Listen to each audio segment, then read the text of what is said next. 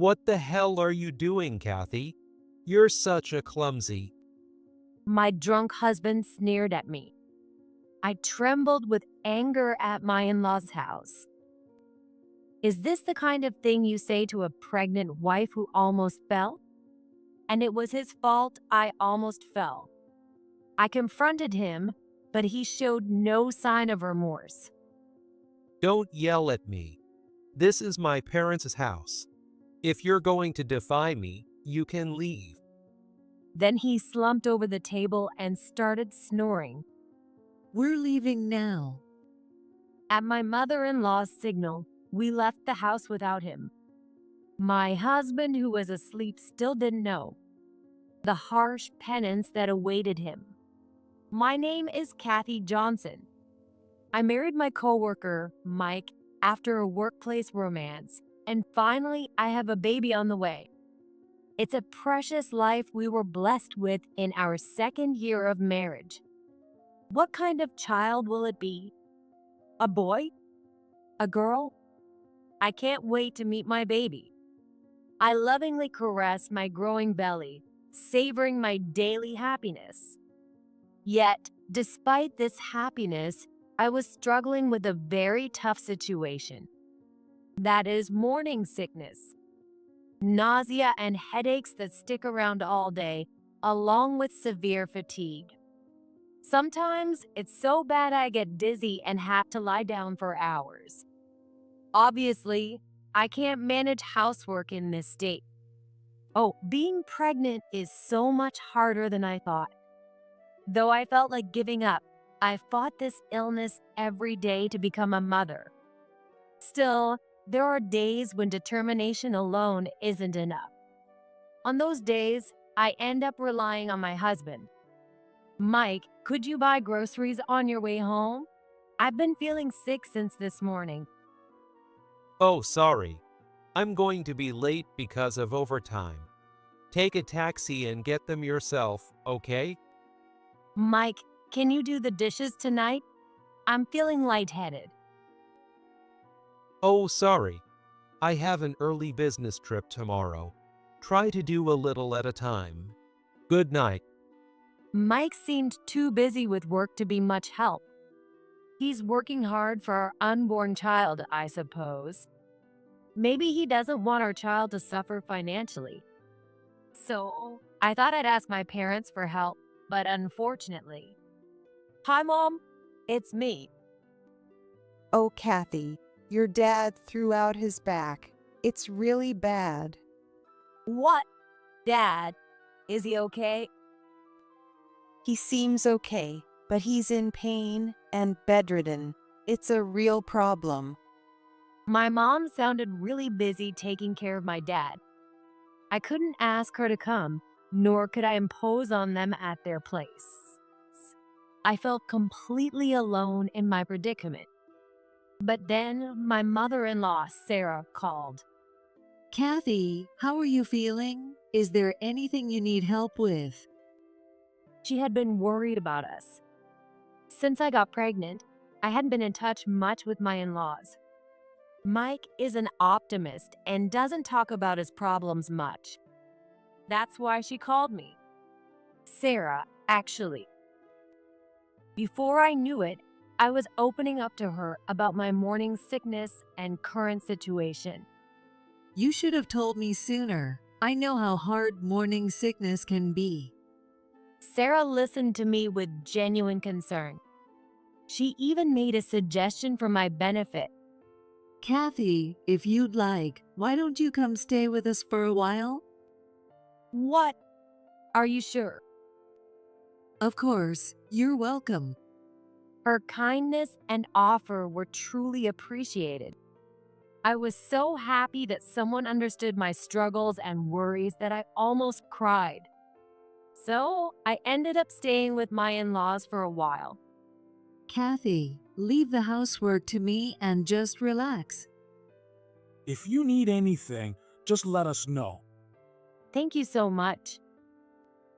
For a few weeks at my in-laws' place, I lived without any inconvenience. Sarah showed me how to sit comfortably, and prepared gentle meals when I felt unwell. Meanwhile, my father-in-law, Tom, always supported me whenever I tried to do something. Both of them were always considerate of me as a pregnant woman, which was a great help both physically and mentally. Of course, my morning sickness was still going on. However, thanks to my in-laws, I felt much more at ease. Lately, I even had more good days, and on those days, I tried to help with the housework as much as I could. Though my in-laws worried and told me not to overdo it, I couldn't just keep relying on them. Besides, a bit of activity is good for my health. Kathy, how are you feeling? Thanks to Sarah and Tom, I'm feeling much better. That's great. I'm relieved to see you doing well. During this time, my husband, Mike, often came to check on me. Lately, he's been visiting his parents on weekends and staying overnight. I enjoyed seeing him, and the lively dinners were fun. However, there was one thing that bothered me. I'm exhausted from work today. Kathy, could you get me a drink?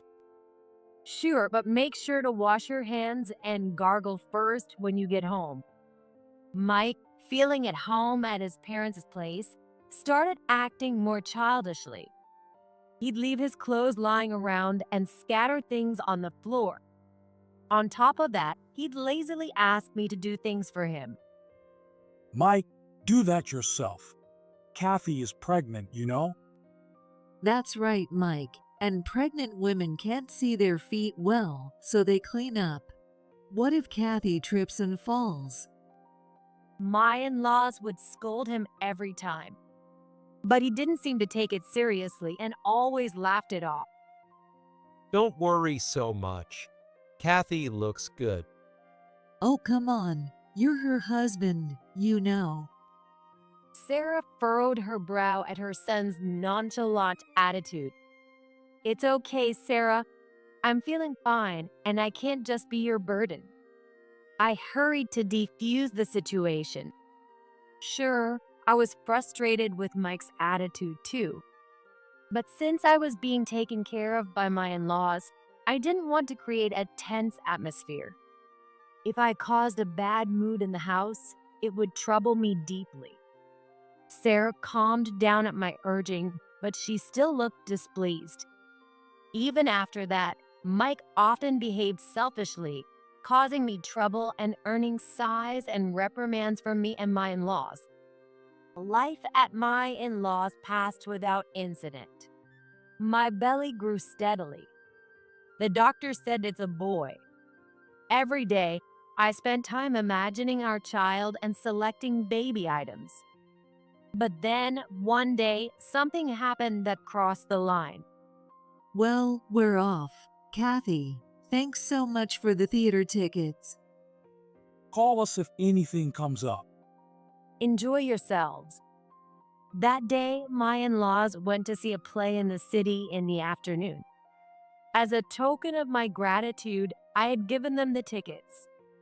By now, they were probably enjoying the beautiful songs and dances. Meanwhile, I was working hard on the housework at my in-laws' place.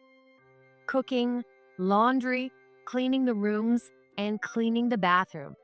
I tackled each task that I usually left to my in-laws. By the time I finished everything, I was completely exhausted. Just then, I'm home. Mike came in as usual. However, something was different this time. He reeked of alcohol and seemed quite drunk. He must have been drinking with his colleagues after work. Kathy, get me something to drink. He sprawled out on the living room floor. Oh, for goodness' sake. I lifted my heavy belly and went to the kitchen to get him a glass of water. Don't lie around here. Here's your water. Whoa. In that instant, I lost my balance and nearly fell. I had tripped over the bag Mike had thrown on the floor. My body tilted forward and almost hit the corner of the table. Just then, I suddenly stopped. Next, I saw the faces of my in-laws, looking panicked. Yes, they had caught me just in time as they returned home. Kathy, are you okay?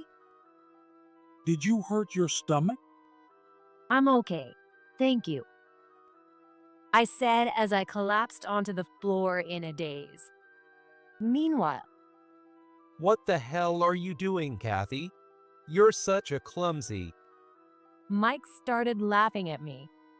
Even though he was drunk, I couldn't forgive his attitude.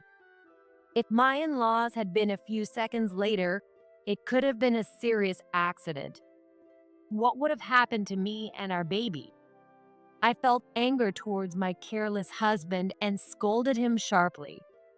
Mike, it's dangerous to leave your bag lying around like this. It's fine. You're okay.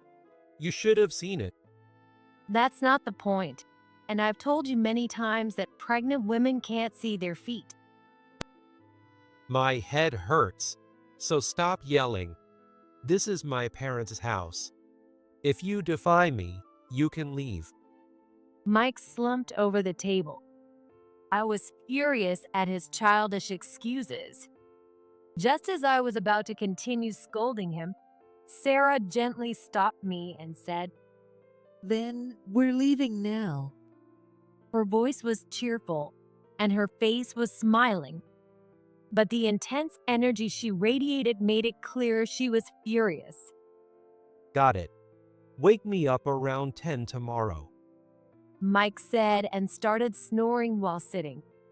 Sadly, it seemed he didn't take his mom's anger and words seriously. While Mike was still lying there, Sarah and Tom started getting ready to leave as if they had planned it. Well, where are you going? Well, Kathy, we're going to your place for now. So we left Mike alone in the house. Kathy, I'm really sorry about yesterday. The next day, Mike, now sober, came to our house. It seemed he had come to his senses overnight. He repeatedly bowed his head in shame and apologized to me profusely. He seemed remorseful, but I couldn't forgive him that easily. You put not just me, but our baby in danger. I know. I'm sorry. I wasn't thinking straight because of the alcohol. Using alcohol as an excuse is cowardly, Mike. That's right. Anyone can apologize with just words. Faced with these harsh words from Sarah and Tom, Mike shrank back and fell silent. Then I made a suggestion to him. Mike, do you really want forgiveness? Yes, I'll do anything to make it up to you. Then, Mike, how about you become a pregnant woman for a while? Mike looked bewildered. While he was in shock, I and my in-laws shared a knowing smile. The next day, Mike was running around his parents' house with a big belly. As punishment, he had to complete the tasks Sarah and I devised. The challenge was to live for a week wearing a 15-pound pregnancy simulation jacket rented from the community center. Mike was now panting heavily as he washed a mountain of dishes. And once that was done, he still had cooking, laundry, cleaning, and shopping to do. His tasks were endless. I need a break. My back hurts. Mike groaned as he tried to bend over. Immediately, Tom blew a whistle and cautioned him. If you bend over suddenly, you'll endanger the baby. 1 point deducted. Be careful next time. Tom, acting as the referee, monitored Mike's actions and blew the whistle whenever he did something inappropriate for a pregnant woman. This challenge extended beyond home to Mike's workplace as well. If you think about it, it's only natural. Pregnant women can't just shrink their bellies based on the situation. It'll be a hassle at work. Mike asked for the rules to be relaxed, but unfortunately for him, everything had already been arranged in advance. We had already informed his boss. In fact, Mike's boss was an acquaintance of Sarah's. When Sarah explained this situation, he found it amusing and immediately agreed. So, Mike had to work while taking care of his baby, even at his job. Mike, make sure to hold the handrail when going down the stairs. What if you miss a step? Mike, you need to be careful with your belly even when picking up a pen. The baby could get squished. It's not just a weight in there. This time, Tom couldn't accompany him, so the female employees took over as referees. They were very enthusiastic about it. So, for a week, Mike, wearing the pregnancy simulation jacket, struggled with work and housework. After a week. So, do you understand now how hard it is to be pregnant? Yeah, I really get it now. Even putting on my socks was a struggle. Mike answered me with a worn-out face. He had dark circles under his eyes and looked completely exhausted. In that week, he had learned firsthand how tough it is to be heavily pregnant. Mike also experienced the anxiety, frustration, and helplessness of not having support from others. It feels awful when you're not helped, or when work is pushed on you when you're struggling. Is this how you felt, Kathy? I'm really sorry. Mike said this with a dejected look on his face. Sarah said to her son, Even this is not 1/10 of the real hardship of pregnancy. Indeed, in reality, this comes with the pains of morning sickness, emotional instability from hormonal changes, and more. There's also the baby's unpredictable movements and the immense pressure of carrying a life. It's impossible for men to fully understand all of this. But even a glimpse of understanding has its value. If Kathy didn't look like she was struggling, it was because she was working hard and had my mom's support. I've been blind. I get it now. Looks like you finally understand. From now on, I'll be careful and think about Kathy and the baby. Really? Can you promise to be a good dad? Will you cut back on drinking? Yes, I promise to be a good dad. Please give me one more chance. Mike begged me sincerely. It seemed he was genuinely remorseful. I still had some doubts, but his sincerity was clear. I decided to forgive him. Later, with my now changed husband by my side, I safely gave birth to our son, Oliver. He's a healthy, lively boy. Now, with support from my husband, parents, and in-laws, I'm busy but happily taking care of him. Since then, Mike has controlled his drinking and dotes on our son. It looks like he's playing peekaboo with Oliver. Look, Oliver. Peekaboo. Watching Mike and my son, I felt grateful to my in-laws again. I heard that Tom had made similar mistakes in his youth, and Sarah had made him experience pregnancy too. That's why Sarah feared her son might do the same someday. Their efficiency after the incident was due to their experience. Anyway, this was finally a relief, but not entirely. Even after giving birth, I couldn't let my guard down. The burden on a mother after childbirth is immense, both physically and mentally. Still, I took Oliver, who was starting to fuss, from Mike and gently rocked him. Oliver, are you hungry? Just a moment, I'll feed you now. I'll wash the dishes. Let's play again later, Oliver. At least, I no longer felt lonely. Pregnancy, childbirth, and parenting come with many challenges. Even so, I vowed to do my best for my adorable son. With this promise in my heart, I cherished the happiness I held in my arms, grateful for Mike and our family.